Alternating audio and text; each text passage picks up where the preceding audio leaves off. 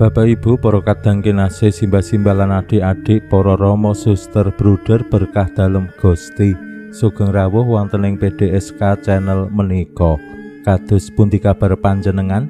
Mugi-mugi bagas kasarasan kesehatan kawilujengan tansah mengku kula panjenengan sami anggenipun kelampahi gesang ing dinten menika. Lan mugi-mugi lumantar panglimbang basa Jawi waosan Injil kula panjenengan sansaya saged gayuh iman kapitadosan ingkang leres lan mantep. Langkung-langkung anggenipun kula panjenengan bangun paguyubaning umat komunitas sing bekjo rahayu bahagia kanthi sesarengan ngleksanani menapa sing dados pranatan-pranataning gesang. Naminipun gesang sesarengan yen tanpa pranatan menika ya mawut bubar. Menapa malih jaman rumiyin wonten tanda kutip pranatan sing kuat sing kuwasa. Hukum rimba. Nah menika pranatan sing temtu boten adil, pranatan sing ngawuhake kurban wonten ing gesang pasrawungan, wonten ing pasamuan suci jejering komunitas murid-murid dalem Gusti. Kula panjenengan nggih nggadahi pranatan. Inggih menika pranatan katresnan ingkang dipun paringaken Gusti, ingkang lajeng mangeja wantah mawujud wonten ing maneka warni pranatan ingkang dipun damel pasamuan suci wonten kitab hukum kanonik ingkang mranata kula panjenengan sami jejering umat Katolik sadonya. Wonten ing mangsa prapaskah menika saben-saben Bapak Uskup mesti maringi pranatan poso lan sesirik. Wonten ing paroki-paroki menika nggih wonten pranatan utawi ingkang awujud pedoman. Supados menapa anggenipun kula panjenengan sujarah bangun pasamuan sinodal ingkang lumampah sareng-sareng menika do tertib tumata, ora jegal-jegalan, ora senggol-senggolan, ora idak-idakan. Saengga anggenipun bangun gesang sesarengan lan lumampah ing sujarahing gesang, kula panjenengan saged sareng-sareng gayuh kasuwargan jati.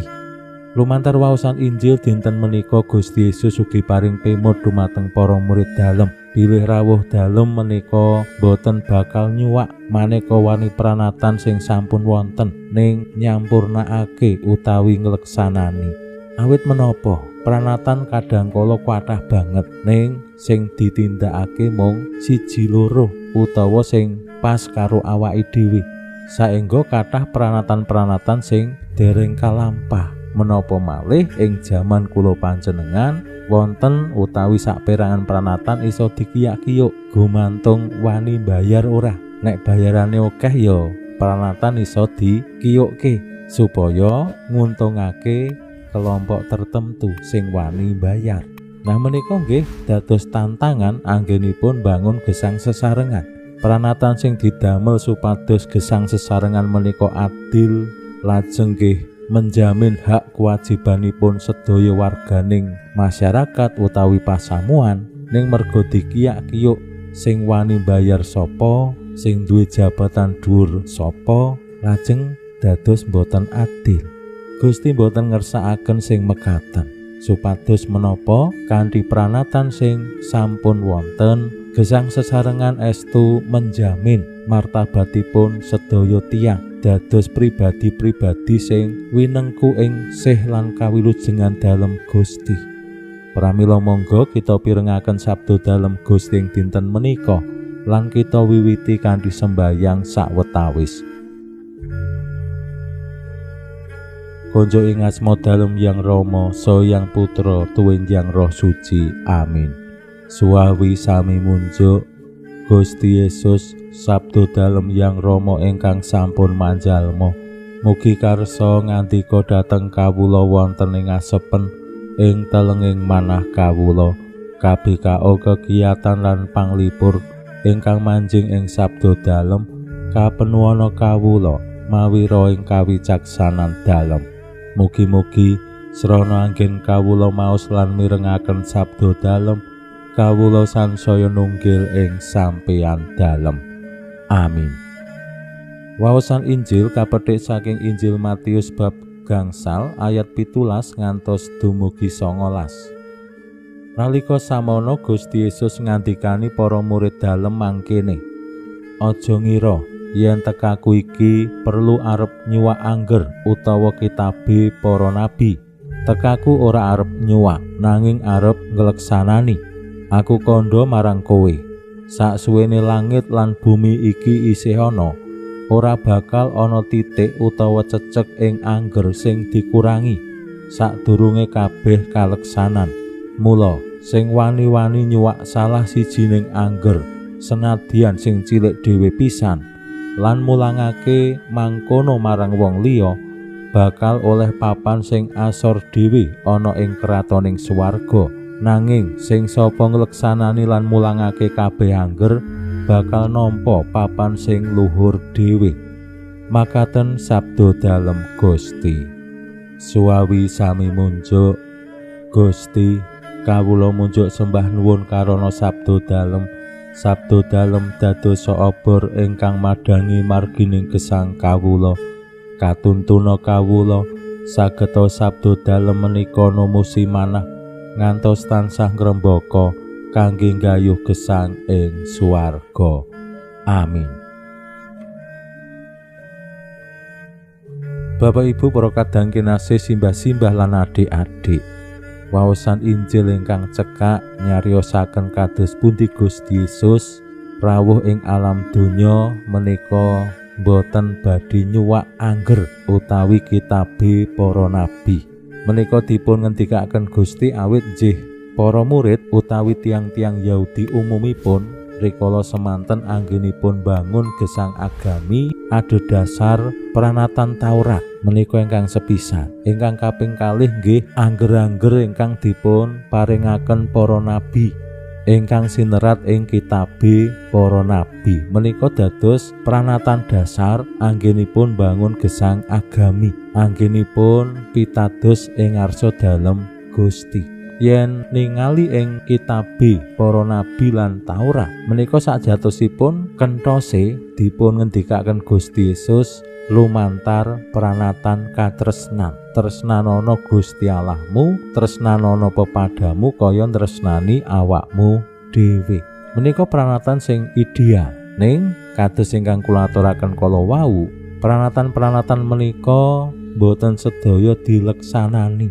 Mung pranatan-pranatan tertentu sing lajeng dikiyak-kiyuk saengga nguntungake utawi dipun leksanani kanthi ketaatan. Awit menapa? Nggih kados ing pengalaman kula panjenengan sami kemawon utawi pengalaman kula piyambak. Pranatan kitab hukum kanonik menika ngatur meranata sedaya gesang iman umat Katolik. Ning sing kerep banget dipigunakake ya umpamane pranatan bab perkawinan, pranatan bab sakramen-sakramen, bab liturgi. Sanesipun boten dipigunakake merga ya mbok menawa sing dadi perkawis-perkawis sing gesang padintenan magayutan kalian sakramen-sakramen, bab politik, bab ekonomi, bab martabat mbok menawi menika jarang saengga ora tau disenggol utawa ya ditinggalkan. Nah menika ing rikala semanten nggih kalampah wonten ing gesangipun agami Yahudi. Saengga pangareping agama Yahudi umpaminipun nggih tiang-tiang Parisi, ahli Taurat, ahli kitab, menika migunakake pranatan-pranatan tertentu kangge mranata gesang agami Yahudi. Liyane dipenke, liyane dilirwake. Saengga lajeng boten imbang. Menapa malih jaman rumiyin dereng wonten utawi dereng kathah tiyang sing ngerti bab hukum Taurat, bab pranataning para nabi lan sapanunggalane. Yen jamane awake dhewe sakmenika, kula yakin umat awam menika nggih sampun nate maos umpamane kitab hukum kanonik.